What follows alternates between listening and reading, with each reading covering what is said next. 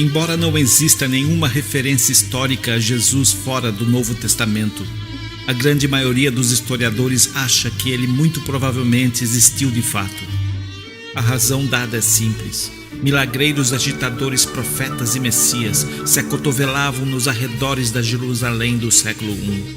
Jesus deve ter sido apenas mais um entre muitos, um pregador insatisfeito com a dominação romana e com os descaminhos do judaísmo.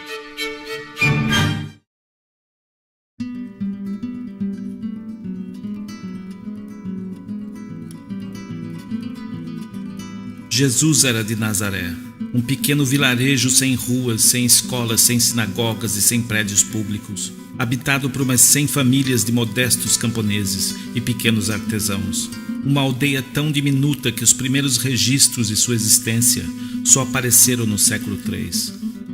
A palavra grega tekton, utilizada para definir a ocupação de Jesus, quer dizer pedreiro, marceneiro ou trabalhador de construção, significando que Jesus teria pertencido a uma classe social muito baixa, uma classe um pouco acima dos indigentes e escravos. Embora os evangelhos de Lucas e João insinuem que Jesus sabia ler e escrever, ele muito provavelmente foi analfabeto, assim como quase todos os camponeses judeus que habitavam a Galileia. Sua família era numerosa. Segundo os evangelhos, Jesus tinha algumas irmãs e pelo menos 4 irmãos. Há indícios de que até mesmo enquanto vivo, corriam boatos que ele fosse bastardo.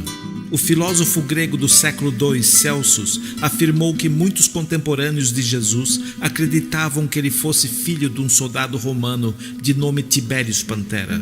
Além disso, no Evangelho de Marcos, o primeiro evangelho escrito, há uma passagem intrigante em que Jesus é identificado estranhamente como apenas filho de Maria e não de José, tal como mandava a tradição. Em nenhum momento dos 4 evangelhos, sequer uma única menção é feita a seu estado civil. No entanto, vale salientar que na Palestina do século I, não ter uma esposa seria algo inusitado para um judeu de 30 anos. O celibato era raro naquele tempo e naquela região. Jesus, sendo um pequeno artesão, não encontraria trabalho facilmente na modesta Nazaré, cujos moradores mal conseguiam viver acima da linha de subsistência. Jesus e seus irmãos provavelmente tiveram que procurar trabalho em Séforis, uma cidade maior a 7 quilômetros de Nazaré, que estava sendo revigorada por Herodes Antipas, governador da Galileia. Herodes morou em Séforis até os meados da 2ª década, e Jesus certamente ouviu falar do homem que mandaria executar seu amigo e mentor João Batista, e logo após também tentaria matá-lo.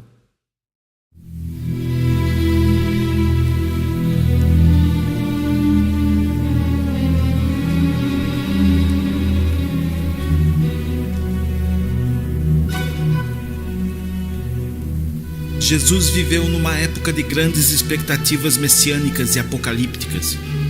Sua doutrina, que era uma versão melhorada das pregações de João Batista, não era nem original nem inovadora, e estava muito longe de referir-se à humanidade como um todo. Jesus foi um judeu interessado apenas em questões judaicas, numa época de insurreições e desesperança para os judeus.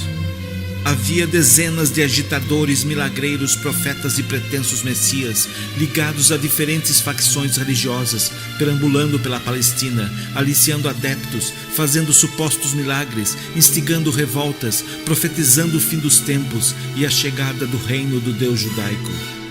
Quando se tornavam uma ameaça para Roma, esses agitadores eram capturados, julgados e crucificados, e seus adeptos perseguidos e presos. Jesus foi um desses muitos candidatos a Messias. Sua entrada em Jerusalém montado num jumento e a inscrição colocada pelos romanos na cruz são indícios de sua aspiração. Rei dos judeus, sucessor de Davi, o Messias prometido. E sua investida contra os vendilhões do templo demonstra que estava comprometido na luta contra a servil e corrupta elite judaica e, portanto, contra o domínio romano. Assim como vários outros profetas que pregavam na Palestina, Jesus foi apenas mais um Messias fracassado. Não libertou Israel do jugo romano, não inaugurou um período de paz e prosperidade para os judeus, não construiu o terceiro templo, não deixou descendência, não restabeleceu o sinédrio e morreu humilhado e crucificado pelos romanos. Jesus não preencheu nenhum dos requisitos que o teriam qualificado como Messias, pois a ideia de um Messias humilhado, morto e ressuscitado nunca existiu no judaísmo, apesar de quase 2 milênios de apologética cristã tentando provar o contrário.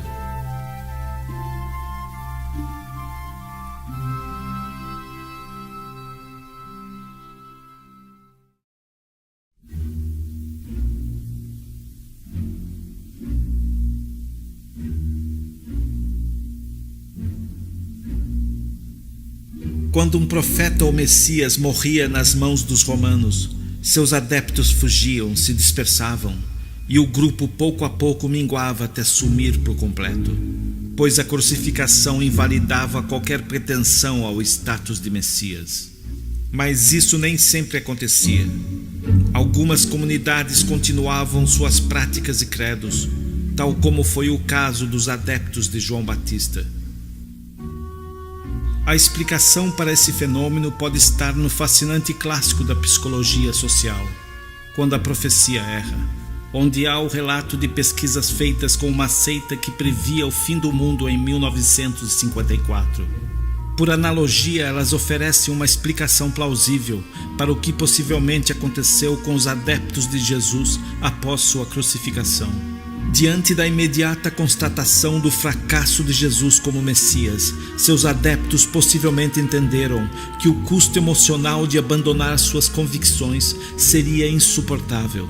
Vale lembrar que muitos deles haviam largado família e posses para seguir Jesus, evidenciando um grande investimento emocional na causa. Também perceberam que a partir dali iriam ter que conviver com um grande incômodo cognitivo, uma gigantesca dissonância entre a realidade, a morte de Jesus, e a crença: Jesus é o Messias, o Salvador, o Rei dos Judeus, o Arauto da prosperidade. A solução foi atenuar essa dissonância e assim eliminar o incômodo. Portanto, a primeira medida foi promover uma intensa atividade missionária para arrebanhar mais adeptos. Quanto mais pessoas acreditassem, mais a crença do grupo se fortaleceria. Num segundo momento, o grupo promoveu uma revisão, reinterpretação e até mesmo uma alteração dos fatos ocorridos. Dessa forma, os primeiros cristãos transformaram seu Messias mundano e fracassado num Salvador espiritual e vitorioso, e reinterpretaram a humilhação e morte do frustrado Rei dos Judeus como o sacrifício do glorioso Rei do Universo.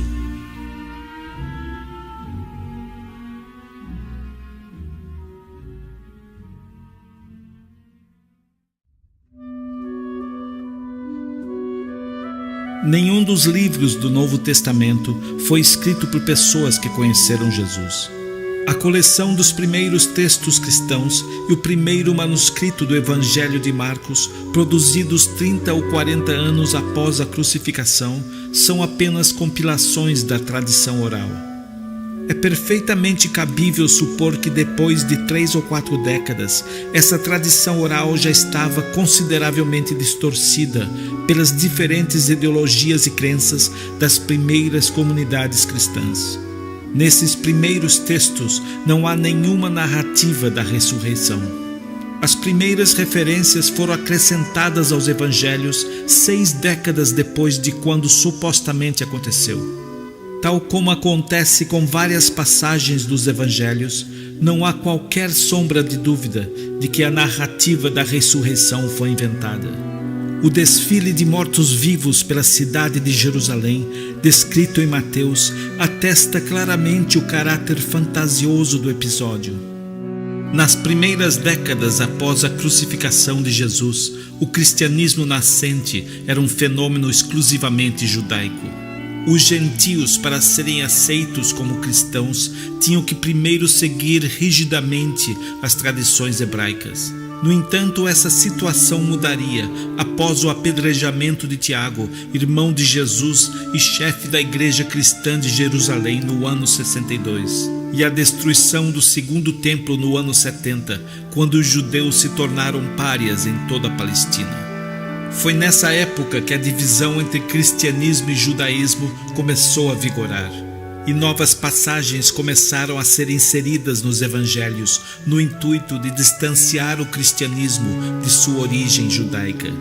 Hoje, a grande maioria dos historiadores afirma que o primeiro evangelho, o de Marcos, foi escrito para o público romano.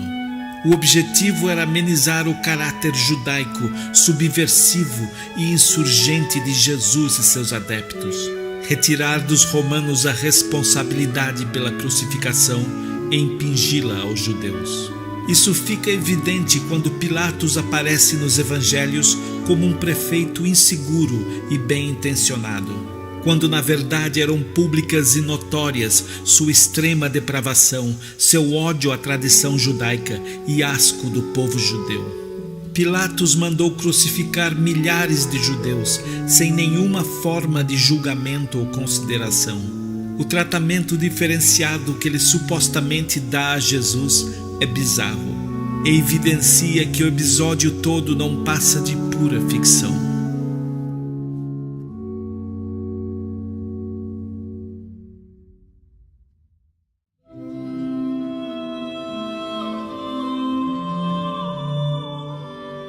O que hoje chamamos de cristianismo foi criado por Paulo de Tarso. Sem nunca ter conhecido Jesus e sem saber nada de sua vida, exceto a crucificação e a última ceia, Paulo inventou um Jesus místico e etéreo, um homem-deus que gregos e romanos pudessem admirar e seguir. Paulo criou uma doutrina tão esdrúxula que nem os primeiros cristãos e nem o próprio Jesus se identificariam com ela.